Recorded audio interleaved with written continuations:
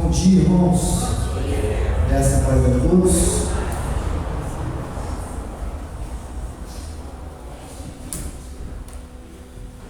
Muito bem. Vamos trabalhar, né? Vamos estudar a palavra do Senhor. Hoje nós estamos começando, irmãos. Qual livro aí, irmãos? Lembram?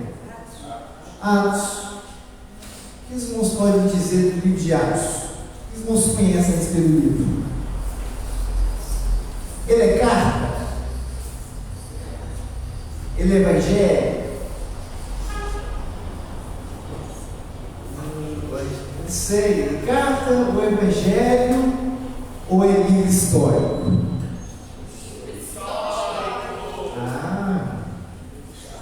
É o único livro histórico que tem no Novo Testamento, tá?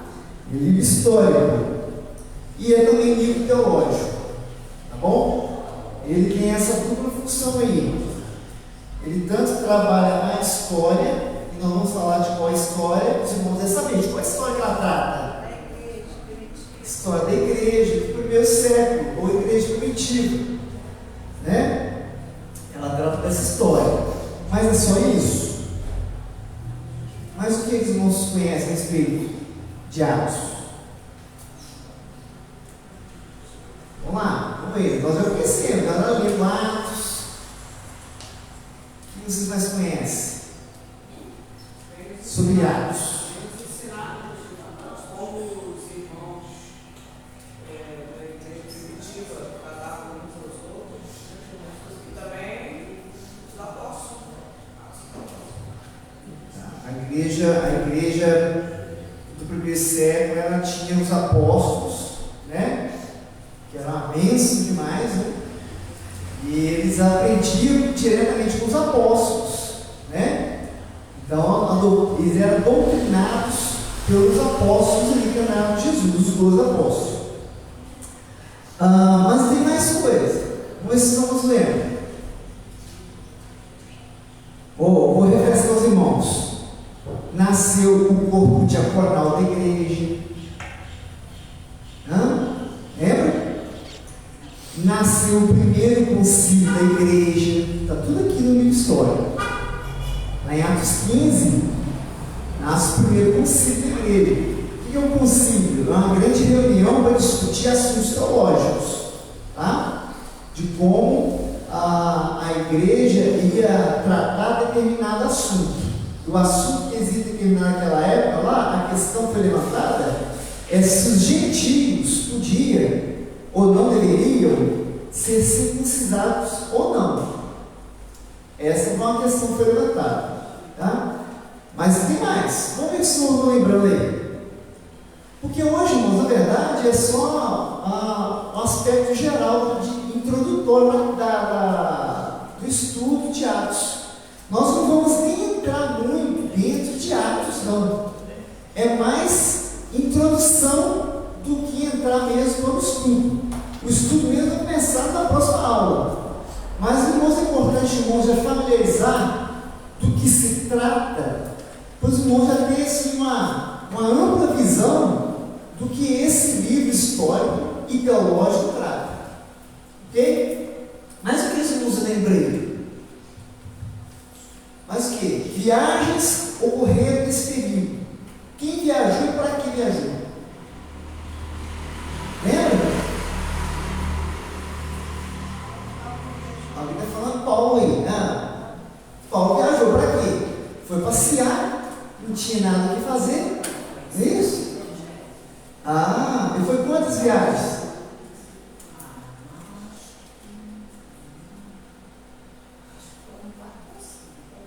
Foi 3 grandes viagens, endereçadas a vários lugares. A lista de viagens grande. Dentro dessas viagens nasceu a primeira igreja em solo europeu. Depois foi escrita uma carta para ela. Os irmãos lembram qual foi a primeira igreja fundada em solo europeu? Nós já estudamos sobre isso. Os irmãos lembram? Igreja de Filipenses, aos Filipenses, a igreja de Filipe, lá na Macedônia. Então ela faz parte também de uma dessas viagens de Paulo, né? Quando você lê as cartas paulinas, você sempre tem que lembrar dos ocorridos, do contexto que tem Atos, ok? Quando você lê uma carta paulina, você vai ver a referência dela lá em Atos, ok? A carta dirigida à igreja, mas como foi que Paulo escreveu, para quem e quando, está em Atos. Às vezes ele estava preso, às vezes ele estava em direção para um lugar, Deus não dava para outro, às vezes ele teve que sofrer naufrágio. Essas informações a gente tira da onde? Da própria carta? Não, do livro de Atos, porque é a história da igreja, ok? Então é importante a gente já saber isso de antemão, para nós já entrarmos aqui na contextualização da carta. Bota aí. Manter primeiro o slide aí. O objetivo, ao final dessa lição, você terá aprendido sobre o contexto histórico do livro e suas principais características, ênfase e teologia. Então, irmãos, o objetivo dessas lições, durante esse trimestre, é você entender a fundo por que Atos dos Apóstolos é um livro histórico e é um livro teológico também. Trata de teologia também. Como a Bíblia toda trata de teologia. Nós fazemos teologia o tempo todo. Ao você vir à igreja e orar a Deus, ao ler a Bíblia, você está fazendo teologia. Ok? O que nós estamos fazendo aqui hoje é teologia. O que é teologia? Estudo de Deus, né? Logia, estudo. Tel, Deus. Nós estamos estudando as maravilhosas mensagens que Deus deixou em sua palavra. O Deus em si não tem como estudar, né? Deus não é um cadáver que eu posso estudá-lo, dessecar ele e estudá-lo, não é verdade? É impossível estudar Deus, mas o que ele nos permite está revelado em sua palavra, e na sua palavra nós podemos, de uma maneira muito singela, tentar estudá-lo, entendê-lo, aprender dele, para poder viver uma vida de santidade, fazendo o que ele quer para a nossa vida. Então, o irmão está com a Bíblia aberta, lá em Atos 1, e nós vamos ler de 1 a 5, e hoje nós vamos ler outros livros que vão ter livro durante a semana. Nós vamos ler Mateus, Romanos, Gálatas, Filipenses, Tessalonicenses, 1 Pedro e Apocalipse. Por quê? Dentro do livro de Atos, ele converge em uma palavra só. Nós vamos entender qual palavra é essa. E é a palavra da igreja. A igreja tem que estar com essa palavra na ponta da língua. Se a igreja não estiver fazendo isso, ela deixa de ser igreja. Que palavra é essa? Calma, não vamos chegar na palavra, não vamos entender. Leia comigo aí. Mesmo a sua versão você vai conseguir compreender. Qualquer coisa eu mudo para a versão que os irmãos têm. Não tem problema não. Vou ler na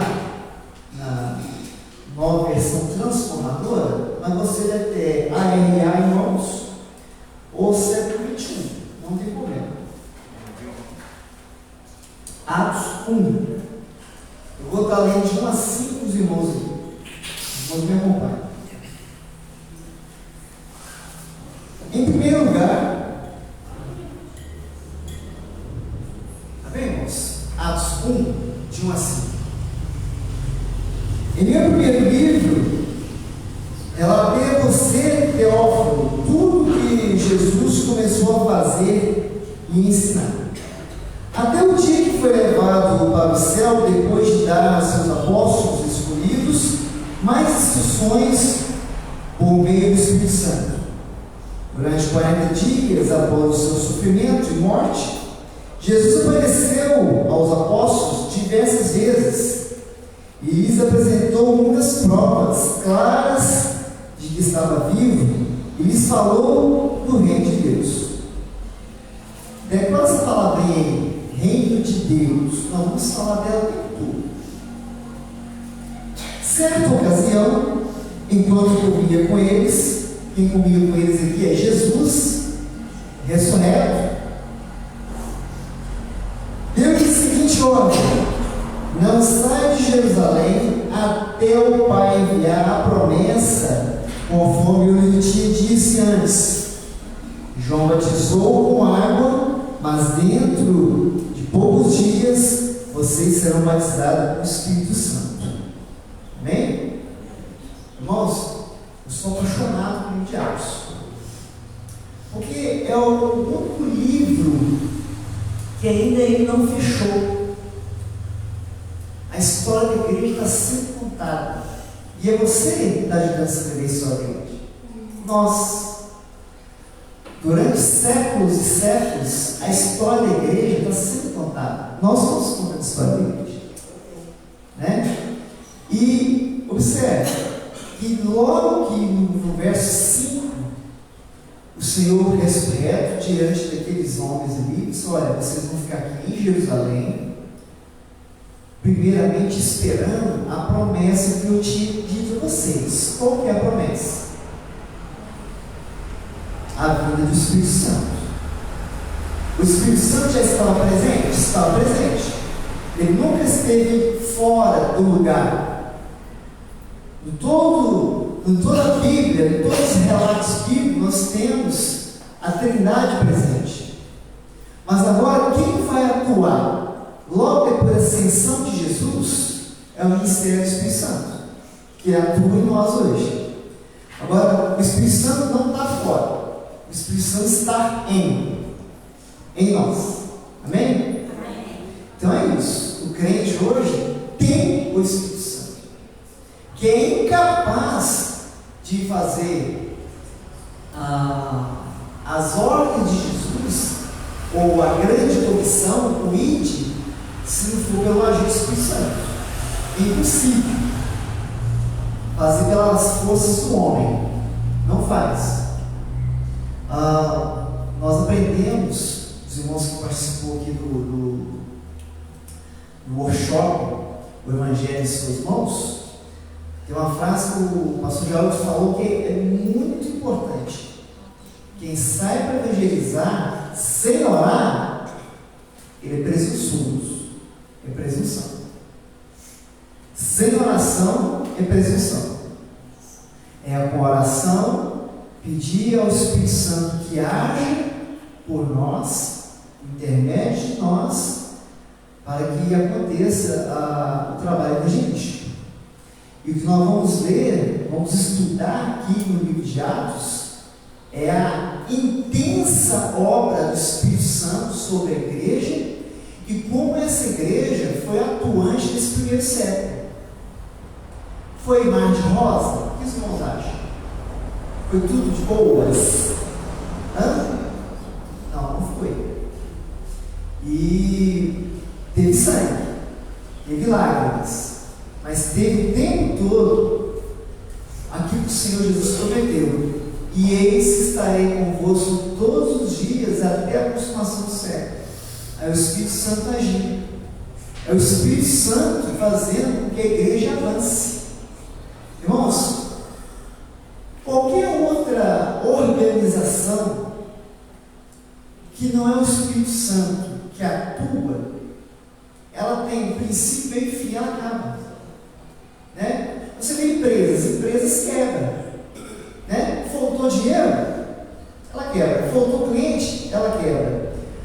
Vamos fazer um clube aqui de juntar pessoas para comemorar as coisas.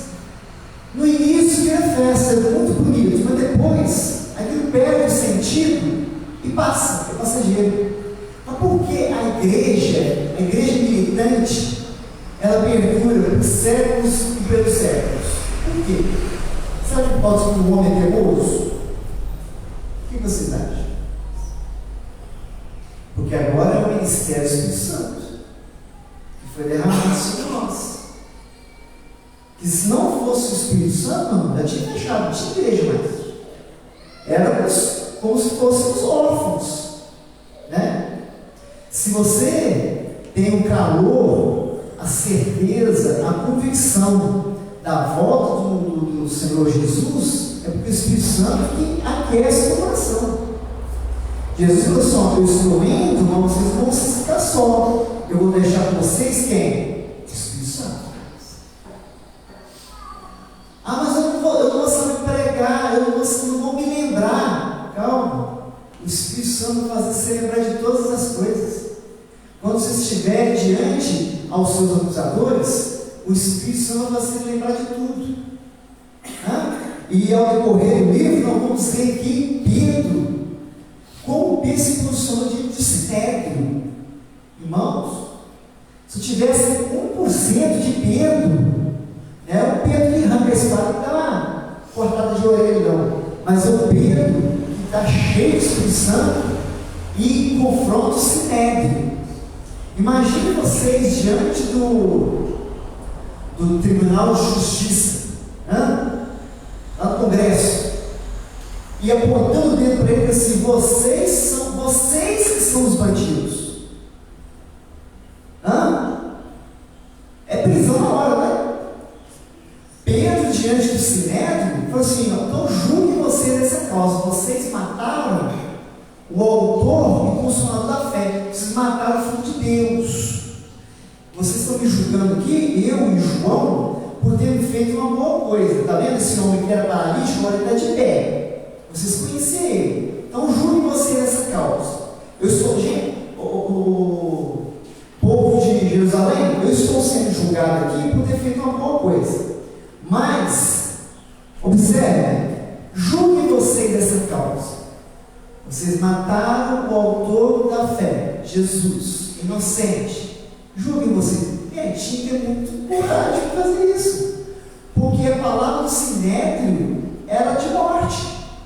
O sinédrio mandava matar e matava. Eles eram juízes do povo. Então o Espírito Santo deu coragem, intrepidez a Pedro. E, gente, quantas almas se converteram no primeiro e segundo sermão de Pedro? Nós vamos ler aqui durante a nossa caminhada aqui, introdutória do livro, esses fenômenos, esses movimentos aí da igreja só ocorreram, não é por causa que tinha um povo motivado, um povo apaixonado, não, por causa do ministério do Espírito Santo, que estava agindo, e age até hoje. Por que a igreja não acabou? O Espírito Santo está agindo, né? Irmãos, os problemas que nós vemos de igreja hoje, os irmãos acham que só é da época de hoje ou do primeiro século da minha tia? O que vocês acham? Fala aí, tio. O que você acha? Eu acho que hoje é até mais maleável, porque no primeiro século, hoje tem a perseguição, mas não é aquela perseguição que tinha no primeiro século, que era muito mais forte do que hoje.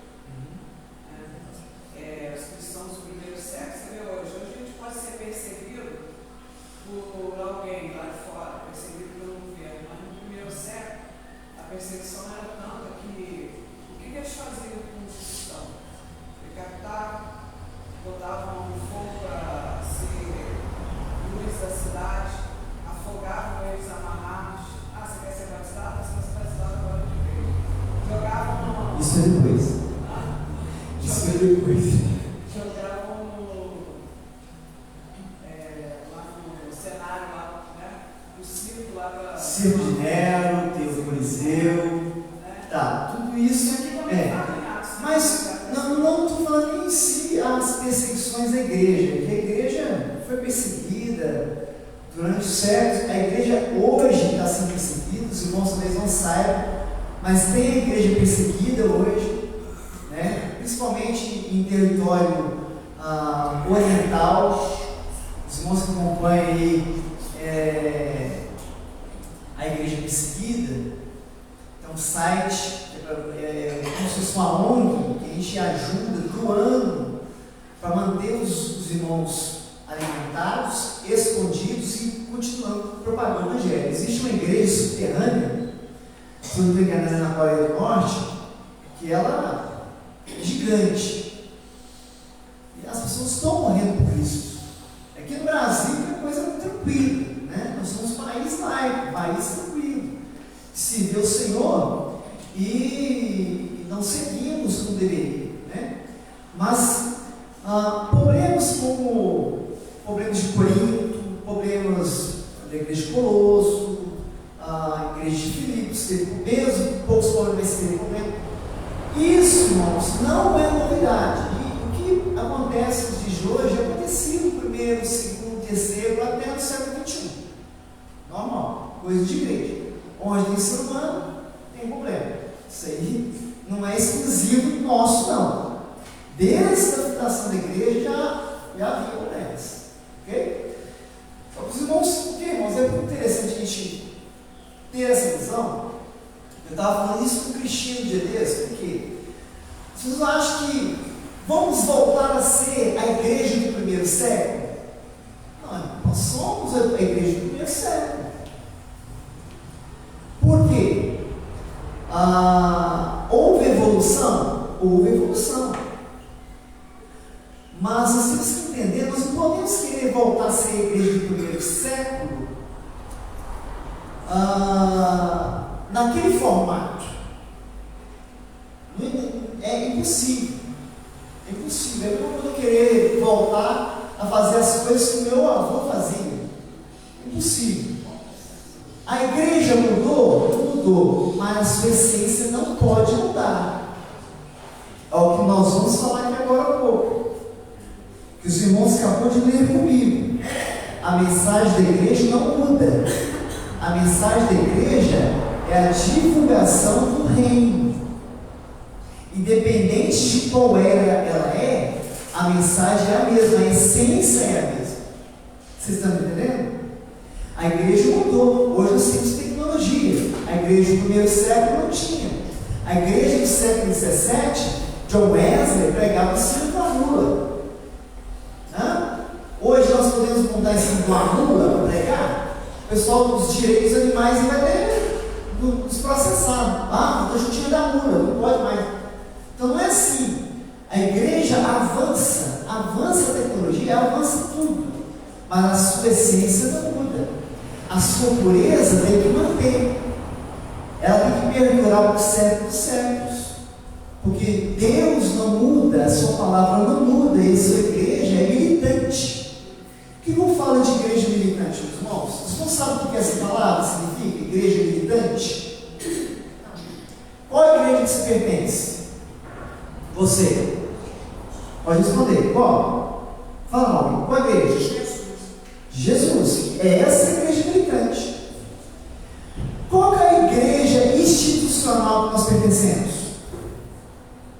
Eu pertenço à Igreja Batista do Caleme, que ela é da Convenção Batista Brasileira.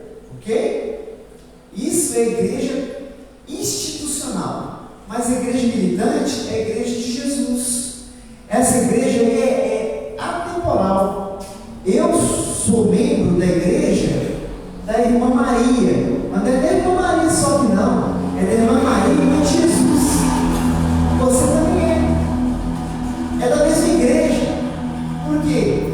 A cabeça é Cristo. E tudo que está debaixo da cabeça é o corpo. Está entendendo? Nós somos esses membros, esse corpo gigante, imenso, que perdura pelos séculos. Até hoje. Por isso que o livro de Atos não foi fechado. Atos está aberto. Nós estamos escrevendo o livro de Atos. A história da igreja está sendo contada. Amém? Então, tá bom. Alguma pergunta, irmãos? Comentário? Podemos? Avancei, guys. Vamos lá. Isso aqui é um mapinha, irmãos, que eu deixei para os irmãos aqui, porque Atos, o livro de Atos, ele tem 3 divisões. Essas divisões é no campo evangelístico. Ok? Quando a igreja começou a crescer, primeiro ela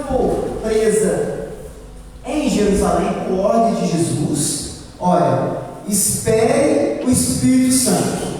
A promessa da vinda do Espírito Santo vai vir. Eles esperaram. Depois disso, em Atos 6 em diante, avançou de Judéia a Samaria. Ok? O Evangelho começou a sair das fronteiras de Jerusalém. Começou a ir além de Jerusalém. E depois, em Atos 10 até o final, vai até os confins da terra. Então a igreja nasce em Jerusalém, depois ela vai para Judéia e Samaria, depois a igreja vai para os confins da terra. Olha só, olha o mapinha. Ó, vocês vão sabendo ali? Samaria, Jerusalém ali, Judéia, ok? Está vendo o círculo?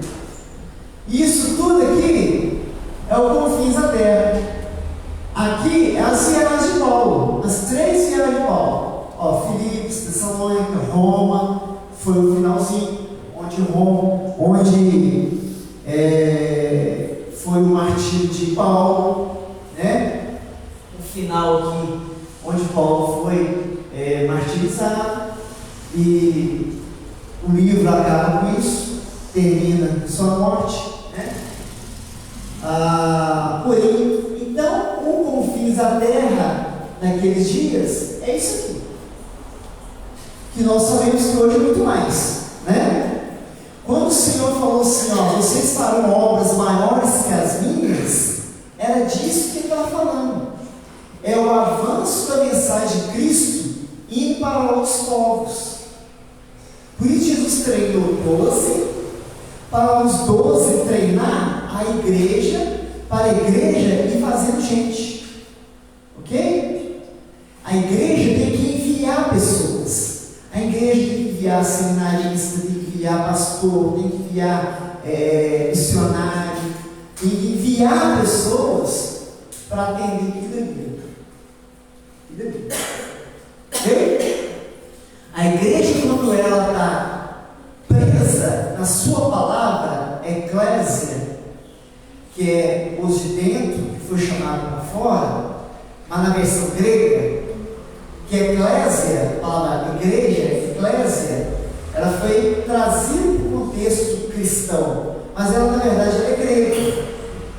Quando se montava uma eclésia, chamavam os moradores de Roma para fazer uma reunião para discutir assuntos políticos, ou assuntos filosóficos, ou assuntos do cotidiano da sociedade. Então se fazia uma grande reunião, que chamava eclésia. É os que estavam dentro chamado para fora. O que a igreja é? Os de dentro chamados para fora. Se a igreja só fica dentro, ela não é igreja. É a que vai para fora. O que vai para fora, atuante, é a eclésia. Ok? Muito bem. Avancei, cara.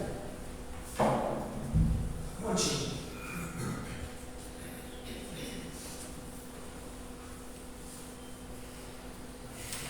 Bons, lembra que a palavra-chave é reino de Deus, tá? Vou deixar os irmãos ansiosos. Vamos falar de reino de Deus o tempo todo, porque essa mensagem não pode sair da sua vida. O que você tem pregar? Você pregar o quê? O reino de Deus. Jesus pregava o quê? Eis chegar o reino de Deus. Ok? O livro de Atos é a segunda parte de uma obra cujo primeiro volume é o Evangelho de Lucas. O objetivo de Lucas em sua dupla obra era oferecer um relato coordenado das origens cristãs. Lucas reúne a história de Jesus e da história da igreja no primeiro século. Se os irmãos observar, tanto o Evangelho de Lucas como o Atos de Atos Apóstolos, ele tem um estilo literário mais refinado. Por quê? Vocês vão saber por quê? Lucas, o Evangelho de Lucas e o livro de Atos foi escrito para uma pessoa. Vamos ver se vocês descobrem. Abre lá Lucas 1, verso 1, lê para mim, você vai encontrar essa pessoa lá. Lucas, o Evangelho de Lucas 1, verso 1.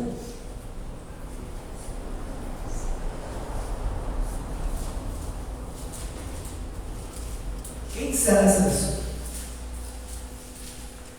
Tchan, tchan. Quem será essa pessoa, hein? Que recebeu o Evangelho de Lucas.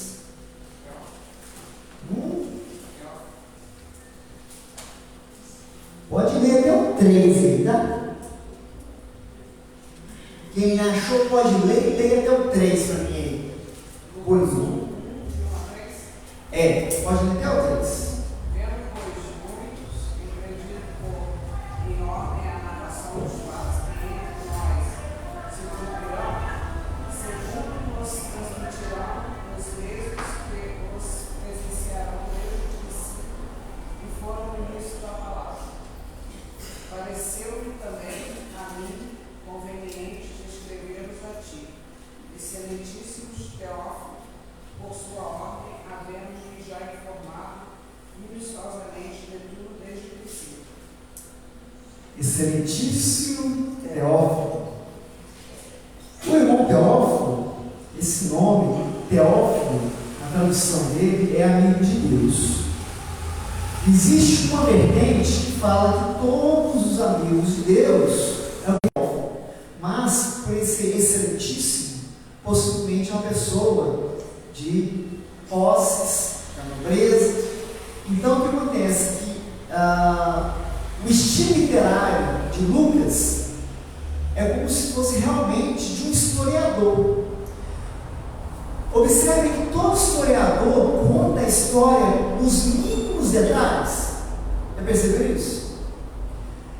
Tanto o Evangelho quanto o Atos dos Apóstolos, escrito por Lucas, tem detalhes, tem narrativas que outros evangelhos não têm. Por isso que o livro dos Apóstolos é muito rico nos detalhes. E o Evangelho de Lucas também. Ok, meus irmãos? Então isso aí, para nós já estarmos sendo contextualizados aí dentro desse livro, tá? A datação desse livro, irmãos, possivelmente foi de 59 a 63. Pois não? O livro de Atos foi escrito por Lucas. Na verdade, vamos observar o finalzinho de Lucas. Abre Lucas lá para mim, o finalzinho dele. O finalzinho de Lucas já menciona a ascensão de Jesus. Se nós formos comparar o final de Lucas e o início de Atos, você vai ver que é um livro só. Depois foi dividido. É um livro só. Foi dividido. Eu vou ler para os irmãos aqui.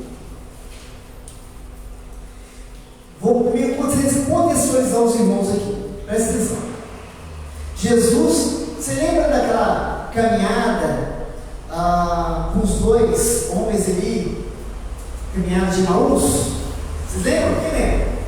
Caminhada de Emaús. Mataram Jesus e tal. O que vocês estão reclamando aí? Você está sabendo a história, não?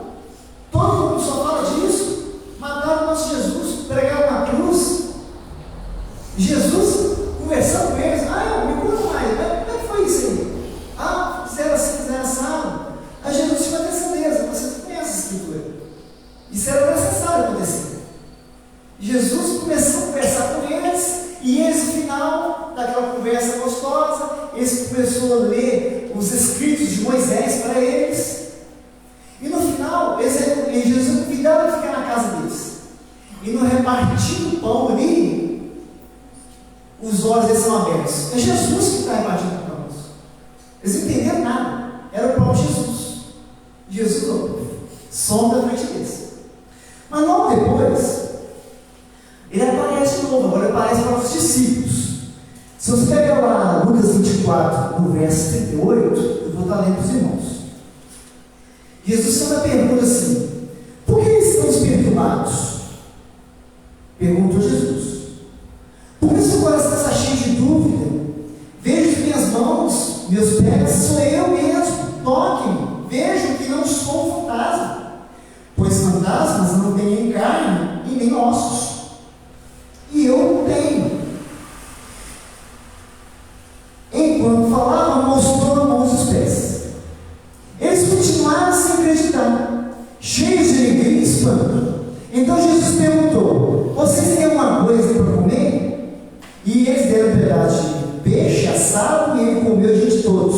Em seguida disse: enquanto ainda estava com vocês, eu lhes falei o que devia se cumprir, tudo o que a lei de Moisés, os profetas, os salmos diziam a respeito. Olha só, Jesus estava falando há muito tempo o que ia acontecer com ele, e até a sua ressurreição. Só que eles ainda não tinham entendido. Então, lhes abriu a mente para que entendessem as Escrituras. Foi naquele momento que o entendimento dos apóstolos caiu a ficha.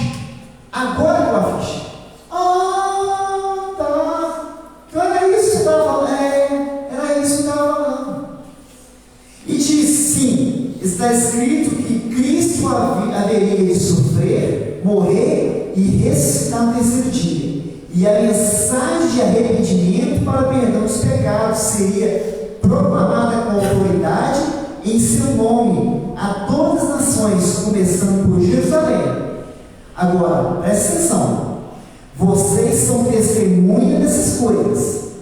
Agora eu envio vocês a promessa de meu Pai, mas fiquem na cidade até que sejam revestidos do poder do céu. Opa, mas que poder é esse? Poder do céu. Ah, é agora. Sério. Depois, Jesus os levou a Betânia e, levantando as mãos para o céu, os abençoou. Enquanto ainda os abençoava, deixou-os e foi levado ao céu. Então eles adoraram e voltaram para Jerusalém cheios de alegria, e estavam sempre no templo louvando a Deus. Esse momento aqui, irmãos, é que ele foi assunto aos céus. Jesus foi no céu. E eles falaram: fique em Jerusalém e espere que vai vir poder para vocês. Aí, essa história aqui, o Evangelho, parece que ficou em aberto, né? Por isso que a literatura lucana, nós chamamos de literatura lucana, de Lucas, ela tem esse pedaço cortado aqui. Por quê? O Evangelho de Lucas, escrito para Teófilo, não para aqui, continua lá em Atos dos Apóstolos. Ok? Aí, nós temos a continuação lá em Atos. Porque Lucas quis primeiro apresentar Jesus, as maravilhas que Jesus fez, ele como o Messias prometido, morto, crucificado e ressurreto. Mas agora, continua a história. E a história continua em Atos. E agora, por que esse povo está se reunindo? Por que esse povo está alegre? Eu não ia ler esse verso, mas é para conectar o que ele me perguntou, viu, mano? Lá no finalzinho de Lucas, nós temos a continuidade aqui no verso 6.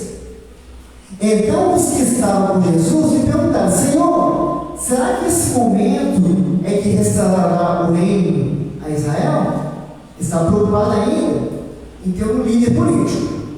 Ele respondeu: o Pai já determinou o tempo e a ocasião para que isso aconteça. Não cabe a vocês saber. Vocês receberão poder quando o Espírito Santo descer sobre vocês, e serão minhas testemunhas em toda parte, em Jerusalém, em toda a Judéia e Samaria, e nos lugares mais distantes da terra. É o confins da terra. Ok? Então, irmãos, recomendo, você que ainda não leu todo o Evangelho de Lucas e Atos do Apóstolo, leia, que é uma aventura. Na hora que você entender a parte que é focada em Pedro, depois a parte que é focada em Paulo, irmão, se fizesse um filme, ia ser um filme de adrenalina pura. Um filme maravilhoso, que é roubar a sua atenção. A história da igreja é empolgante. É empolgante, porque é cheio de nuances, de adrenalina, de gente que aparece aqui, aparece colar. A gente quer ser morto, não vai ser morto. Prende Pedro e Tiago. Tiago é irmão de João. Os dois seriam mortos, mas Só Tiago foi morto, Pedro escapou, e aquela aventura, o tempo todo, adrenalina. Não tem um filme melhor que esse. Aqui, é só ver a literatura lucra. Muito bem, agora sim. Dentro do livro histórico, nós temos essas ênfases, e eu vou destacar para os irmãos aqui, tá? Alguns aspectos são importantes para ser destacados no livro. O início da igreja, os irmãos sabem, né? A atuação do Espírito Santo, olha lá. A atuação do Espírito Santo. Os irmãos lembram que eu falei sobre a atuação do Espírito Santo de maneira veemente? Vocês lembram lá no Antigo Testamento? Quem atuava lá no Antigo Testamento? Deus Pai, Deus Filho e do Espírito Santo? Não. Pode cantar de novo? Presta atenção. No Antigo Testamento, quem atuava? Deus Pai, Deus Filho e do Espírito Santo? Deus Pai, né? Yahvé se apresenta a Abraão, Yahvé comissiona Moisés, não é isso? Sempre Deus Pai se manifestando. E aonde estava Jesus e o Espírito Santo? Estava lá. Estava lá. Só não era o momento da atuação deles. Ok? Se nós olharmos lá em Gênesis 1, nós vamos ver as três pessoas do Deus Trino. Deus é um, três pessoas, Trindade. Ok? Oi. Você fala lá em Gênesis, a gente pode ter a certeza absoluta que os três estavam juntos. E quando Deus fala, façamos o homem a nossa imagem e semelhança. Façamos está no plural. Ele não diz eu faço. Façamos. Ali está o Deus Pai, o Espírito e o Espírito Santo. Pode ser também. Aí, eu não vou alegar para o irmão categoricamente que é, porque aquele façamos, ele também tem outra conotação de um adjetivo. Aliás, não adjetivo. Está no plural, mas ele é pronome de tratamento. Vossa Excelência, tá? É um pronome de tratamento. Ali é uma divindade. Então, pode ser, eu não posso alegar que é, pode ser a Trindade, porque está no plural. Mas, quando a gente vai falar com reis, com pessoas com alguma patente superior, nós geralmente usamos Vossa Majestade, Vossa Excelência, façamos a nossa imagem. O termo grego, o hebraico ali, dá-nos entendimento que é um pronome de tratamento. Mas pode ser também. Aí nós vamos poder conjecturar. Eu não posso garantir que é. Mas só por Deus fazer, gerar, conjugar o verbo bara. Deus criou com a palavra. Ali eu já tenho logos. Logos é a palavra. Jesus falou assim: eu sou logos. Eu sou o verbo que se fez carne. Eu sou a palavra. João 1, verso 1. Deus Pai, Deus Filho e o Espírito Santo. E pairava o Espírito sobre as águas. Então nós temos a Trindade ali. E nós temos esse exemplo que o irmão falou também. Eu só não posso garantir que esse exemplo está mostrando que é a Trindade. Ok? Agora, eu posso dar um exemplo de uma pessoa que entrou a mais na fornalha, lá na Babilônia, você lembra? Sadraque, Mesaque e Abednego, dentro da fornalha. Estava passeando, e tinha mais um quarto homem lá. Quem será que é? Jesus. Tinha um quarto homem lá.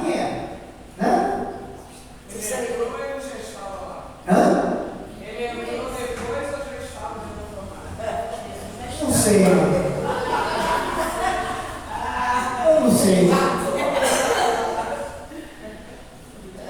Bom, você entrou, a gente já sabe. Jesus já estava. A gente não sabe se entrou ou se já estava, porque o que nos interessa é que entrou 3 e viram 4. E o milagre está aí. Ô Cristina, que ele abre porta, não tem parede. Passou de Baralona. Isso é muito importante, irmãos, nós sabemos isso. A atuação de Deus Pai no Antigo Testamento, depois a vinda de Jesus. Irmãos, aí entra a vinda do Filho. Eu gosto muito lá em Hebreus, quando fala assim, ó, me deste o corpo. Jesus falando assim, ó, me deste o corpo, e eu entrei na história. Jesus agora, ele se encarnou, o Verbo se fez carne. Durante aquele período ali, a atuação do Deus Filho. No início ali, do século, Deus Filho operando, ok? Depois da sua morte e ressurreição, agora Deus Filho volta ao Pai e o Senhor deixa quem? Consolador, o Espírito Santo, que está até hoje conosco. Estará até o fim, até o final dos séculos, ok? Então é muito importante os irmãos entender quem está operando hoje. É Deus Pai, Deus Filho e Deus Espírito. Hoje Deus Filho. O Espírito Santo. O Espírito Santo está atuando hoje. É o Espírito Santo que roga por nós. Ok? Irmão, aí eu fico vendo, o que a minha Cristina falou lá no começo, de Deus fala, façamos. Ele já não diz, eu fiz, ó, eu faço. Então isso é um exemplo para nós. Que tudo, se a gente mandar eu, já não vai pegar bem. Então, desde lá do começo, façamos. Então, desde o começo até agora, nós temos que falar, ó, nós fizemos, né, Jesus fez, Jesus está sempre conosco, e ver que Jesus nunca nos larga. Porque vendo esse homem lá da fornalha, ele já estava ali. Então, tudo que a gente for fazer, não, Jesus vai à frente, Jesus vai comigo. Exatamente. O Senhor, Eu acho que as pessoas falam assim, Senhor, eu quero ser cheio do Espírito Santo. Ser cheio do Espírito Santo, quando você crê em Jesus como Senhor e Salvador, você se torna a habitação do Espírito Santo. Ok?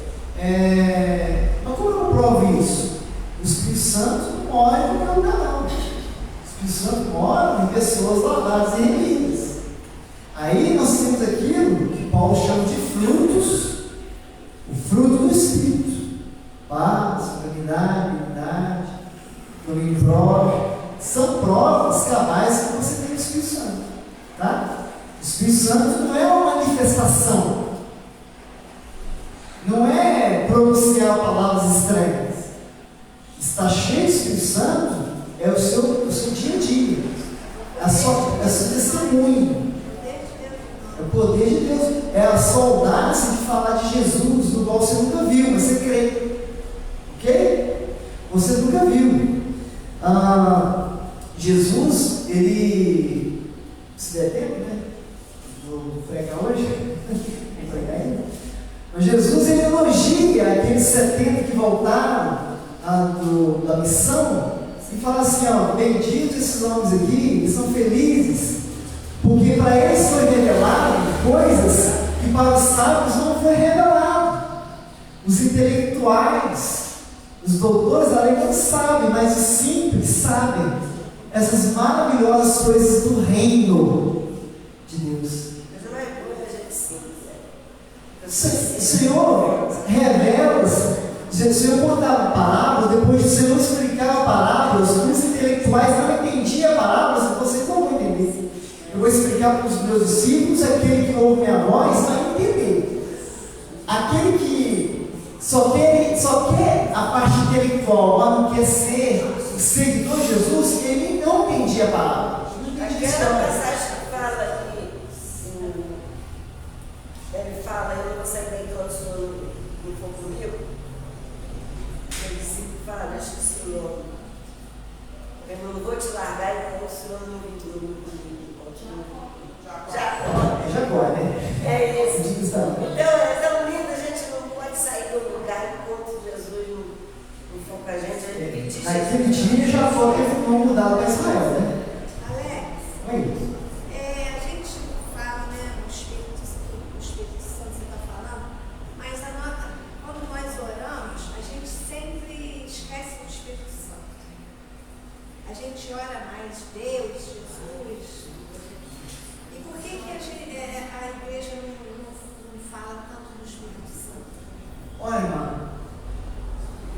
temos que ter cuidado para nós não dividir um Deus trino, dividir em 3 deuses. Tá? Você precisa ter cuidado, porque tem uma heresia aí, roda nosso meio aqui, inclusive eu, no seminário, agora na faculdade, nós estávamos até falando sobre isso, e eu falei, gente, não compre esse livro, eu até falei aqui na igreja, não compre isso. O filme chama Bom Dia Espírito Santo. Que é uma heresia, perigosa, perigosíssima, é gnosticismo, tá? O gnosticismo, ele fala que Jesus nem teve corpo, ele era um espírito. Então nós temos que ter cuidado. Quando nós oramos, quando nós batizamos uma pessoa aqui, nós batizamos o nome de quem? Bem, Jesus ensinou a orar como? Como é que a nossa oração é feita? Pai nosso. Hã? Em nome de Jesus. Amém. Quando você ora para a conversão de alguém, como é que você ora? Como é que você fala? Senhor, que o teu Espírito Santo haja de maneira eficaz no teu coração. Você está orando. Está entendendo? Você está orando. E você não está falando assim, Jesus, entra naquele coração, então você fala assim, Senhor, através do Espírito Santo, haja naquele coração como consolador. Jesus falou assim, o papel do Espírito Santo é convencer de quê? De pecado, justiça e juízo. Então, quando nós oramos para evangelizar, nós fazemos como? Senhor, não sei falar. O Senhor me usa através do Espírito Santo, me dá poder para eu poder falar em teu nome. E o teu Espírito Santo agora age naquele coração, porque se não for a obra salvífica, se não for a obra sobrenatural do Espírito Santo, o que eu falar vai ser nada. Mesmo que seja eu falando a tua palavra. Se o Espírito Santo não agir naquela vida, então nós estamos orando e mencionando. Mas o tempo todo nós só não podemos fazer a tricotomia de Deus. Não é isso. O que acontece? Às vezes nós vamos orar, e aí eu queria saber, a gente não sabe orar, pelo menos eu não sei. Sim. Aí você vai orar, o Espírito Santo te convence, mas você acaba falando assim, meu Deus, guia, pedindo a Deus para fazer um papel do Espírito Santo, você está entendendo? É porque nós somos ensinados a fazer essa divisão. Mas Jesus fala assim, olha, vocês não sabem orar. Por isso o Espírito Santo intercede por nós. Ele intercede por nós. Tá? Nós temos que ter cuidado, irmãos, porque eu já vi gente orando para, hoje é dia de oração para Jesus. Jesus, muito obrigado. Amanhã é de orar para Deus. Olha, velho, obrigado por tudo. E depois de amanhã, o Espírito Santo, todo dia. Tudo está presente na minha vida todo dia. Isso é isso. Irmãos, quando você estiver orando, a nossa oração ela tem que ser, começar com louvor a Deus, louvando suas obras, ou louvando suas maravilhas, agradecendo pela salvação que é em Cristo Jesus, entendeu? Irmãos, não tem como separar esses três que um. Se você estiver orando a Deus, você está falando com Jesus, você está falando com o Espírito Santo ao mesmo tempo. Está entendendo? Que é uma pessoa só. Nós não estamos falando de 3 deuses. É uma pessoa que se manifestou em período diferente e atuou diferente. Não tem aqui agora para projetar ali? Só um minutinho. Para projetar ali? Mas eu ia mostrar para os irmãos no concílio de Trento, se não me enganar, ou de Nicéia, foi levantada essa questão.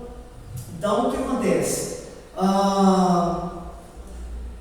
Foi mostrado num gráfico que Deus Pai não é Deus Filho não é Deus Espírito Santo não é Deus Pai, porém os 3 são Deus. Ok?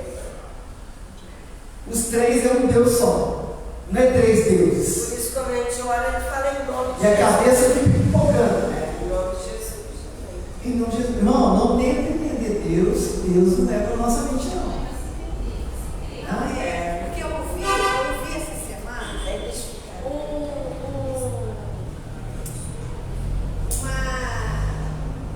como é que eu vou explicar?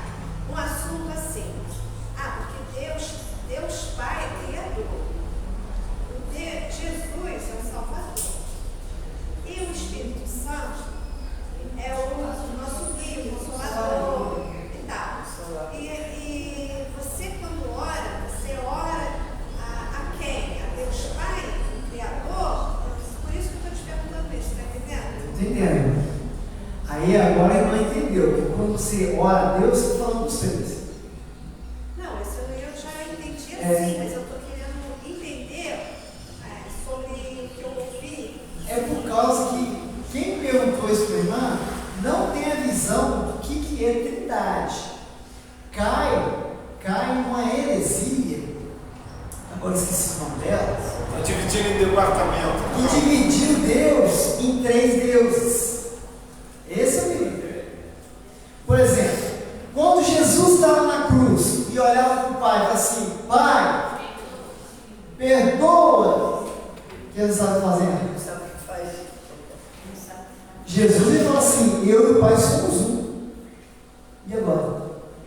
Hã? Ele está dividindo a função em pessoas. Quer dizer que Jesus na cruz ele deixou de ser Deus? A pessoa que falou isso com ela está dividindo as três funções em pessoas. Exatamente, não é. É o mesmo Deus. Mesmo Deus. fazendo três funções, mas não Uma é três pessoa só. pessoas. Não, mas eu creio assim, mas eu estou querendo entender para depois poder explicar. Então tá. Essa voz fica assim, eu ó. creio assim, Mano. que é um Deus. Se você virar com um testemunho de Jeová, ele não vai crer na Trindade. Ele vai nos chamar de heresia. Então, sim, o arianismo é uma seita que existe até hoje. Ário não cria também a Trindade. Então, Ário foi combatido já no primeiro século, no segundo século. Então, essa heresia foi extinta, pelo menos tentativa de ser extinta no primeiro século. Primeiro século, no quarto século, que na verdade, até Constantino, ele era um cristão ariano. Ele não cria nas três pessoas da Trindade, não cria. Então, sim, essa divisão é complexa, principalmente para quem não conhece nada de Bíblia. Complexa. Porém, é fácil entender.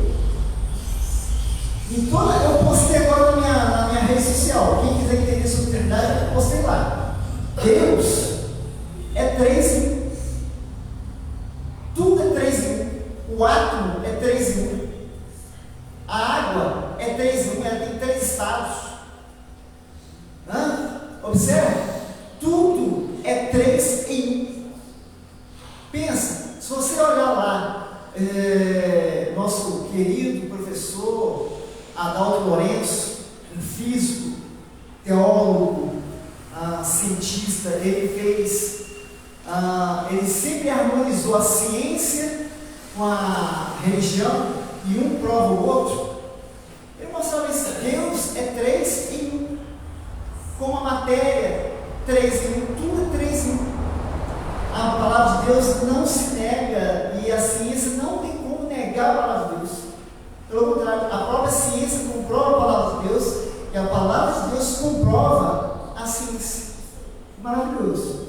Agora a irmã respondendo o herege que fez essa questão aí, eu falei assim: olha, Deus é uma pessoa que atua em três pessoas. É um ser, é da mesma ousia, da mesma essência.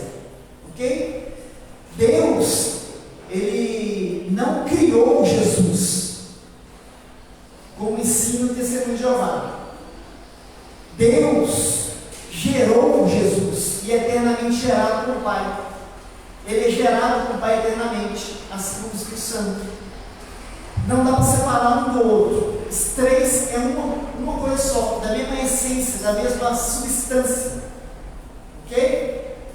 Se ele fosse criado, Jesus não poderia ser adorado, porque nós não podemos adorar uma criatura. Por isso que ele é gerado eternamente com o Pai. Isso você aprende na profissão de fé. Quando você, antes de batizar, você aprende sobre isso. Tá? É uma das doutrinas que nós aprendemos. Quem é Deus Pai? Os atributos de Deus Pai, Deus Filho, Deus Espírito.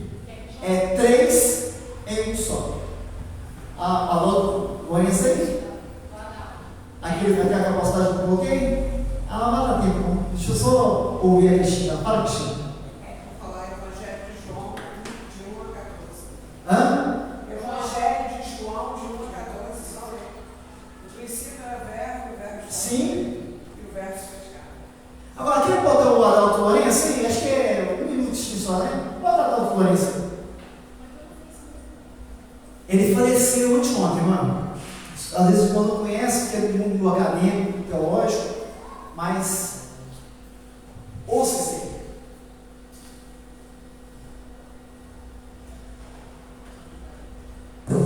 Que é muito fácil provar quem é o Criador. Por exemplo, vamos analisar a natureza de uma forma geral. Tá? Tempo, passado, presente e futuro, 3 em 1. Espaço, largura, altura e profundidade, 3 em 1. Base da matéria são os átomos, prótons, nêutrons e elétrons, 3 em 1. Base dos prótons e dos nêutrons, 3 quartos em cada um deles. Estados básicos da matéria, sólido, líquido e gasoso. Quem estuda música tem melodia, harmonia e ritmo. Você encontra 3 em 1 em todo lugar. Da onde vem a ideia de 3 em 1? O Deus das Escrituras, o Criador verdadeiro, deixou a sua assinatura na criação. A criação é 3 em 1, assim como ele é 3 em 1. Não tem. Se a irmã quiser explicar, Nasce se a irmã quiser explicar melhor, tudo é 3 em 1. Não dá para separar Deus para criar 3 deuses. Tá? Isso o helenismo podia fazer. Muito bem, bora lá para o slide, já nós estamos. ênfase do livro, nós vamos correr aqui, tem mais 15 minutinhos só. A atuação do Espírito Santo é que faz com que a igreja avance. As estruturas que vão auxiliar a igreja no cumprimento, essas estruturas os irmãos conhecem, são as missões, são os cargos que compõem as igrejas, tá? São as estruturas. A sua missão em meio à perseguição, a igreja cresce com perseguição. Quanto mais perseguir crente, mais a igreja cresce. Não tem como matar esse povo, não. Esqueci o nome agora. Na época da perseguição, falava o seguinte, que um dos pais da igreja falava que sangue de cristão era semente. Morria um, surgia 10. Não tem como. Igreja perseguida. A instituição do diaconato, os apóstolos perceberam que não dava para eles atender às mesas, eles tinham que dedicar o estudo das escrituras e a oração, e tinha que ter pessoas idôneas para fazer esse trabalho de serviço. Então, o diaconato é serviço, a diaconia é serviço. Nasce então o diaconato, a conversão de Paulo, que é um marco na história da igreja, porque, irmãos, não se sabe ainda qual foi o missionário que foi maior que Paulo. Não tem. Não tem história. Missionário como Paulo. Plantador de igreja como Paulo. Não tem, irmãos. Como Paulo não tem. Então, Deus pegou um assassino de cristão, Saulo de Tarso, e fez dele um vaso útil para o crescimento do Evangelho. Então, a partir do trabalho de Paulo, que o Evangelho foi com eficácia aos gentios. Por isso que nós somos crentes hoje. Se dependesse do apóstolo Pedro, só tinha ficado em Jerusalém. Mal tinha pregado para Cornélio. Vocês lembram de Cornélio? Como é que Cornélio foi salvo? Vocês lembram? Quem pode contar a história de Cornélio aqui? Espera. Aí eu vi uma voz, pega e come. Mata e come. Mas animais considerados imundos por judeu. Mas o quê? Não vou comer, mas não torna imundo que eu santifiquei, que eu purifiquei. Olha só. Na cena agora é a expansão do Evangelho para os gentios. Aí logo depois narra-se a história de Cornélio. Nós vamos ver a história aqui. Cornélio era um homem piedoso, ele não era judeu, mas ele já tinha adotado o judaísmo como religião. Ele orava para Yahvé, ok? Piedoso, dava esmola. Só as orações de Cornélio chegavam até Deus, mas ainda ele não era salvo. Aí recebeu uma ordem. Depois dessa visão, que Pedro era um judeu preconceituoso, isso era qualquer judeu. O judeu não falava com o gentio, não falava com o samaritano. Para falar com o gentio, não falava mesmo. Então o que acontece? Para o Evangelho chegar para um gentio, Deus teve que desenrolar muito 3 vezes, mostrando para ele assim: mata e come esse bicho aí. Eu não boto coisa imunda na minha boca.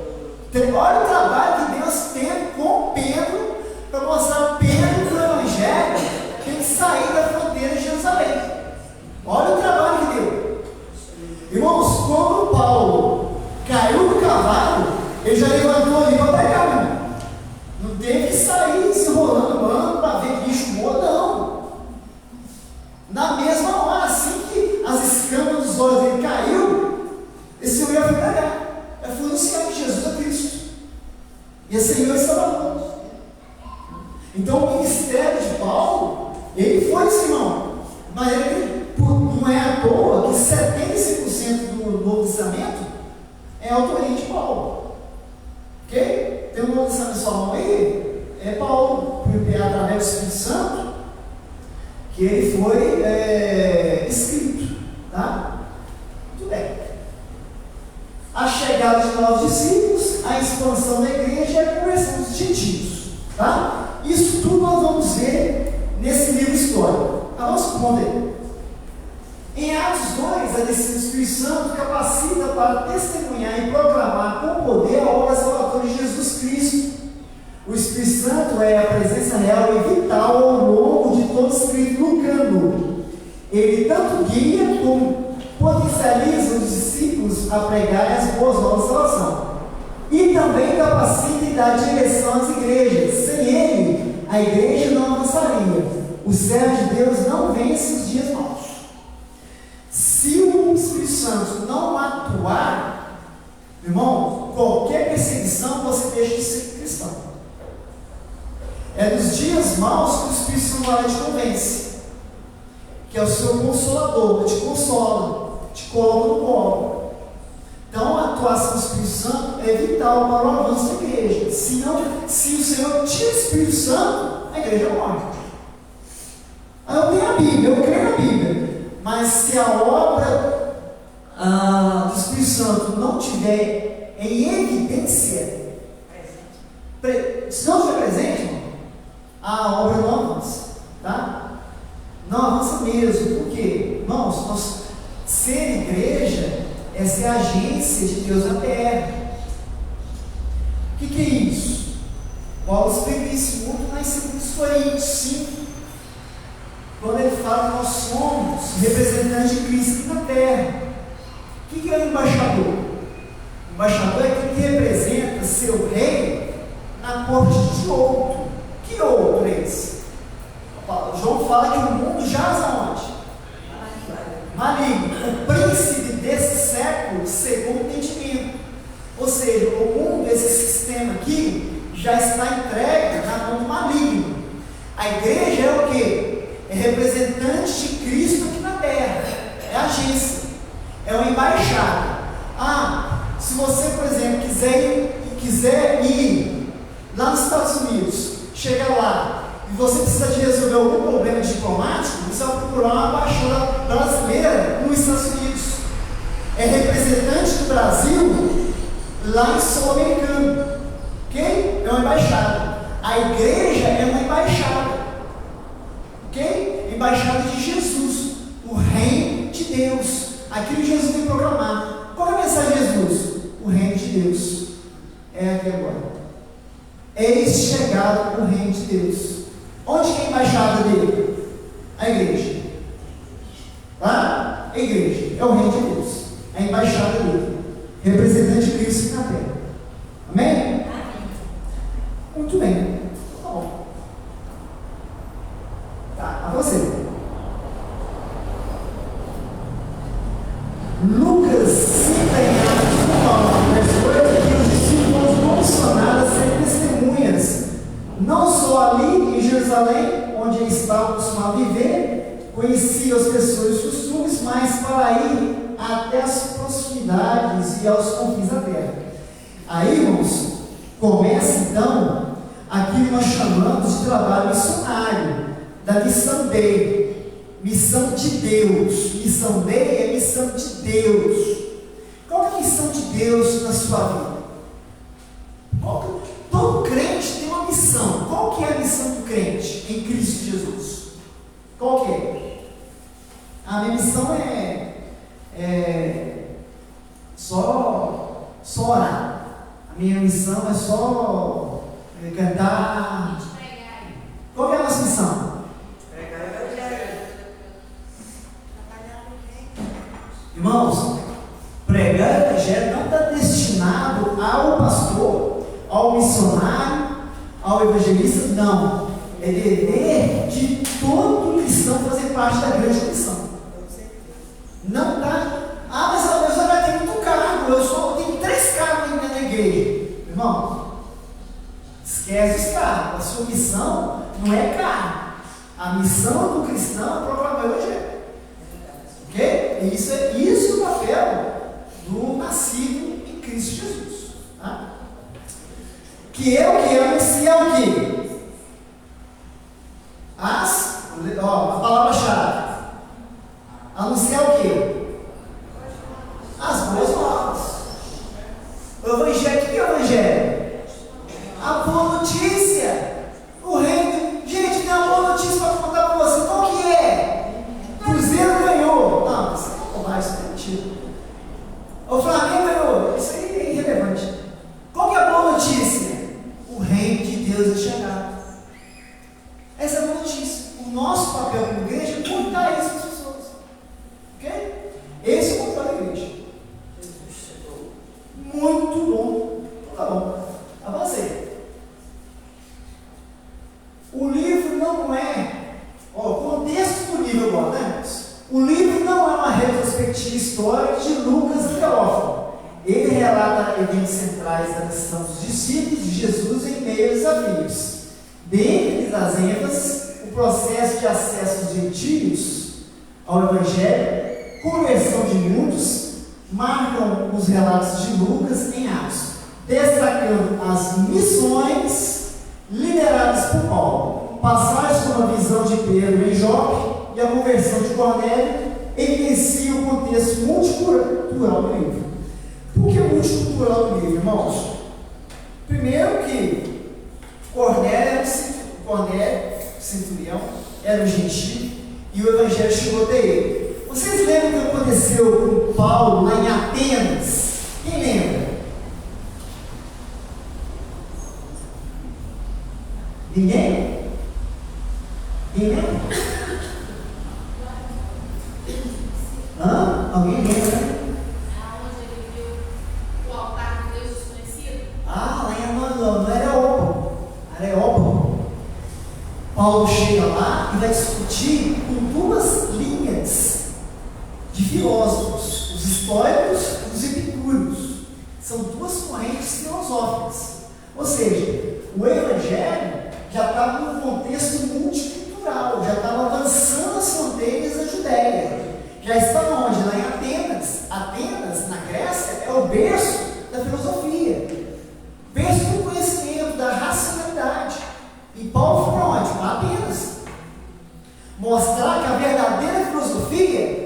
estava com Platão, não estava com Aristóteles, não estava com Zenão, estava com quem? Com Jesus.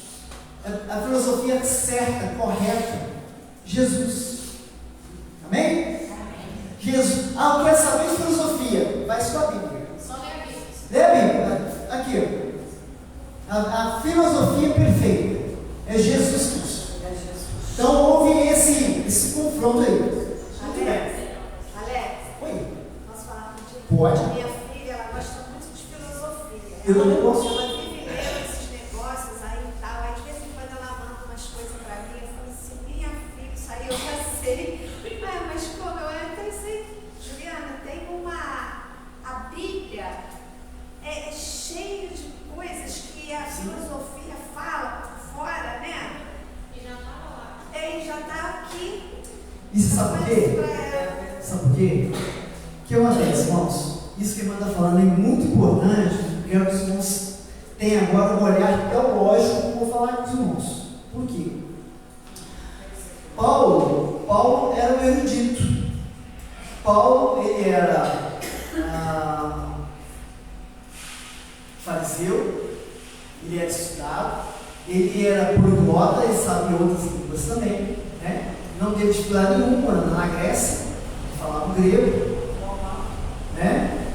Ele falava o itálico, né? A língua da Itália hoje, né? Italiano no caso, né? Hoje. Então ele não tinha dificuldade de conversar com outros povos. Se vocês conhecerem um pouquinho da filosofia estoica, você vai falar assim, mas isso é cristianismo, não é? É estoicismo. Por exemplo, o estoicismo prega que o homem tem que ser defensor da família, que o homem tem que ser provedor do lar, que o homem tem que honrar os seus compromissos, que o homem tem que ter caráter, ok? Isso você vai ver, mas o Evangelho fala isso, e é verdade, a Bíblia fala isso. Está entendendo? Então, quando a pessoa lê um artigo filosófico de linha estoica, por exemplo, estoicismo, vai se identificar muito com aquilo que Paulo fala. Paulo fala assim, ó, abstenha-se de toda gritaria, chocarrice. O estoicismo fala isso. O estoico fala assim, ó, tudo que é profano, tudo que é imoral, nós temos que abandonar. Bebedice, nós temos que abandonar isso. Paulo fala isso também. Paulo fala isso. Então nós temos uma ligação muito próxima do estoicismo. Não somos estoicos, nós somos cristãos, tá, irmãos? O nosso mestre é Jesus Cristo, tá? Mas existe uma comunicação com o estoicismo, sim. Tá bom? A hora tá na hora, né? Não, eu chamo o pregador, daqui a pouquinho. Não culpa não, o pregador está chegando aí. Muito bem. Avança um pouco aí. No contexto social, o culto ao imperador gerava perseguição aos cristãos, que se recusavam a adorar, resultando muitas vezes perseguição. A parte da comunidade cristã primitiva de compartilhar recursos escritos em Atos 2:42-47 reflete uma economia solidária. Então, nós temos dois pontos aqui, irmãos. Primeiro, aquele que não queria se encaixar no sistema, ele, primeiramente, não se curvava ao imperador, ao César. Qualquer César que estivesse ali, qualquer imperador era César, né? Nos dias de Paulo era Nero. Nos dias de João já era Domiciano, né? Irmão de Tito. Então, assim, como eu vivo bem a sociedade helenista naquela época? Estou vendo a estátua do imperador, eu presto culto e reverência à estátua. O cristão não faz isso. Aí gerava o quê? Perseguição. Aí começaram a encher o circo de Nero, começaram a encher o Coliseu, matando cristão, perseguiam cristão. O cristão não prestava culto a um outro Deus. Deus é só Jesus, o único Deus. É o Salvador, Jesus é o único Deus. Então esse problema gerou também perseguição, porque agora está confrontando a religião, até então não confrontava o Estado, mas agora passou a confrontar o Estado. Começou a incomodar o Estado porque o cristão agora não reverencia César, o imperador. Então ele é ameaça. Se é ameaça, tem que assar. Ok? E tem outro contexto também, que os irmãos repartiam tudo a todos. Aí tem uns que falam assim, tá vendo? Já existia o comunismo lá no primeiro século. Isso, bobagem, não era comunismo. Nada a ver. Nada a ver isso. Naqueles dias, a volta de Jesus para eles era para aqueles dias. Os homens já estavam soltando suas coisas, tudo. Nós olhamos aqui, os irmãos olham porque a Bíblia vai conhecer o relato dos irmãos doando tudo que tinha. Barnabé fez isso para ser o evangelista do lado de Paulo, né? Ananias e Safira, vocês lembram da história de Ananias e Safira. Então o que acontece, irmãos? Isso foi muito bom, mas foi muito ruim também. Por quê? Imagina só, tinha o rico e tinha o pobre. Aí o rico distribuiu tudo que tinha, e todo mundo ficou igual. Aí quando aconteceu a fome nos dias de Cláudio, quem teve que socorrer? Os irmãos da Macedônia. Paulo teve que socorrer os irmãos lá de Jerusalém. Fizeram a grande coleta, você vai conhecer essa grande coleta, já falamos sobre essa grande coleta, lá em 2 Coríntios tem sobre isso, tá? A grande coleta feita para levar para os irmãos de Jerusalém. Por quê? Porque todo mundo ficou pobre. Pedro falou assim, arrependei-vos, pois, de Jerusalém. Gente, a mensagem de Paulo era tão enfática que para Pedro, Jesus ia voltar no primeiro século. Jesus não deixou andar. Para eles era naquele dia. Então, houve isso no primeiro século, houve ele aí de dividir tudo, houve uma necessidade, muito bom. Só que isso também houve umas consequências depois, tá? Que todo mundo ficou pobre, né? O rico não tinha como dar emprego, porque o rico vendeu seus bens, e aí o pobre que dependia do rico para ter trabalho, já também estava tudo igual, então assim, só gerou miséria, tá? E nos dias de Cláudio, a coisa ficou feia, porque não produzia nada, houve uma grande fome. Muito bem, algum comentário, irmãos? Não? Pode comentar. Pode avançar um pontinho.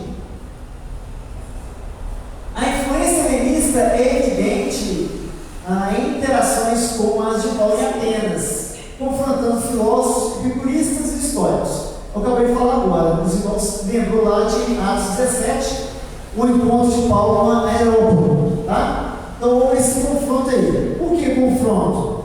Porque Paulo estava enfatizando que a fé é somente em Cristo Jesus. E essas linhas filosóficas davam muita ênfase nas religiões de mistério, esoterismo, né?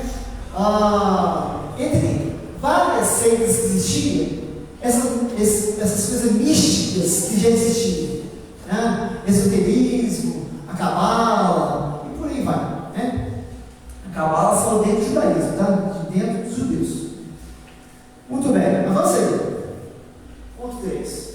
Abordagem teológica do livro. Atos é considerado um livro histórico do Novo Testamento, que também é um livro, documento teológico para Teófilo. Por quê? Porque ele relata que Deus se revelou no seu Filho e através agora do seu Espírito Santo faz com que a igreja avance. Isso é teologia, tá? Isso é aprender de Deus. Avança mais um pontinho para a gente encerrar essa EPD agora. Vou passar 5 minutinhos. Avança aí. Último ponto. Em Atos percebemos a simplicidade da vida cristã. Essa simplicidade é manifestada, vivida e experimentada por meio de um tema central na teologia, que é o reino de Deus. Se os irmãos lerem, e eu gostaria de ler dos irmãos, os versículos aqui da leitura diária, de segunda a domingo, os irmãos vão perceber que todas as passagens que estão na sua leitura diária menciona e enfatiza o reino de Deus. A mensagem de Jesus aqui na terra é o reino de Deus. Arrependei-vos, pois, porque o reino de Deus está próximo. Essa é a mensagem central. Essa é a mensagem da igreja. Amém? Muito bem, irmãos. Algum comentário? Não? Nossa, quando a gente for evangelizar hoje, é essa palavra, arrependei-vos. E hoje chegou o reino de Deus na sua casa. Mas eu também fiz as pessoas entenderem essa palavra, se arrepende. Para muitas pessoas não querem se arrepender, não querem perdoar, não querem. Então é essa palavra, né? Arrependimento. Perdoe. A pessoa quer ser cheia do Espírito Santo, mas não arrepende dos pecados. É impossível Deus habitar no corpo assim. Eu tenho que viver em santidade. Deus é santo. Não importa que andamos em santidade. Você vai cair, vai tropeçar, vai, mas você tem que se arrepender. Pedir perdão a Deus. Mas as pessoas hoje pedem muitas coisas a Deus, mas não estão esquecendo de pedir perdão, que é o ato de arrependimento. Né? Muito bem, então. Também os cristãos, nós, digo assim, nós, tem que estar pedindo perdão sempre. O tempo todo, irmãos, porque nós somos pecadores vários e nós precisamos do. Irmãos, como é que eu sei que tem o Espírito Santo? É que quando eu pego, eu fico triste. O Espírito Santo me incomoda. A ponto do Senhor, me perdoa, eu pequei. Eu fiz o que não é devido. Eu me arrependo. Me ajuda a vencer esse pecado na minha vida. Eu quero viver em santidade, eu te agradar. Porque eu sei que a salvação para mim foi de graça, mas não foi barata. Eu sou o sangue do Filho. Obrigado, Senhor, pelo agir do Espírito Santo. O Senhor me convenceu do meu pecado. Obrigado. Em nome de Jesus, amém. Eu falei de Deus, eu falei de Jesus e falei do Espírito Santo. Nossa. Você fala assim, quando a gente até palavra que a gente fala, às vezes falou mal falado, e aquilo te incomoda, não é isso? Já aconteceu. Sim. Então você tem que, então, o Senhor fica convencendo a gente a ir lá. Pede perdão, fala, se arrepende. Isso acontece com isso. Amém. Só ficar de pé um pouquinho. Vamos orar. Vamos agradecer a Deus por esse momento. Irmã Denise, ora ao Senhor para a gente finalizar essa videira. Vamos. Muito obrigada, meu Deus, por esta manhã tão maravilhosa na tua casa, Senhor. Quando eu buscar a sua palavra, CBD. Meu Deus, como foi bom. Como tirou dúvidas, ó Deus. Como fomos abençoados nesta manhã, Pai. Muito obrigada, Jesus. E que essas palavras todas possam ficar guardadas em nosso coração, Pai. Não ficamos só como ouvintes, Senhor, mas sim praticantes, Senhor Jesus. Toma nossas vidas nas mãos, Senhor, que nos damos. Guarda, Senhor, durante todo esse dia. E também agora já pedimos para a mensagem, meu Deus, que também venha falar no nosso coração, Pai. Assim como o Senhor já falou até agora, continue falando, Pai, em nome de Jesus. Sabemos que o Senhor, nosso Deus, está aqui conosco, que o Senhor está nos orientando, capacitando, dando sabedoria, Pai. Ajuda, Senhor, com essa mesma reverência, com esse mesmo Espírito, aqui estamos, Senhor. Continue falando no nosso coração. E agora seja o teu servo e vai nos trazer a mensagem, Senhor.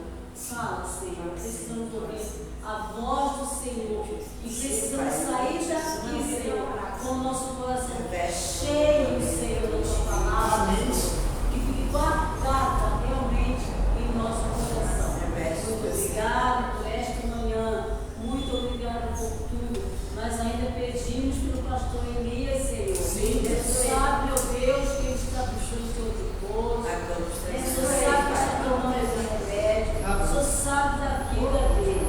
Como o coração dele está.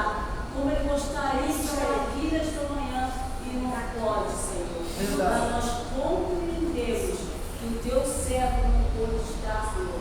Senhor, cuida dele. Unge aquele remédio que está tomando, Senhor. E que ele tenha paciência, calma, porque em breve vai estar aqui na tua igreja, falando ao nosso coração, Pai. Toma a família dele nas mãos do Senhor. Toma a nossa igreja nas tuas mãos, Senhor. Ainda pedimos pelo Sinésio, Senhor. Sim. O Sinésio nas mãos, Pai. Aquele que se é tão assíduo na tua igreja. Jesus, visita o Sinésio. Visita o Hamilton, Senhor. Visita a Leia, Senhor. Visita todos os enfermos. Nós colocamos também nas mãos do Senhor. Para que o Senhor venha falar também ao coração deles. Muitos, Senhor, devem estar vendo a live. E que falou também ao coração deles. Porque nós cremos, Senhor. Em nome de Jesus. Muito obrigado.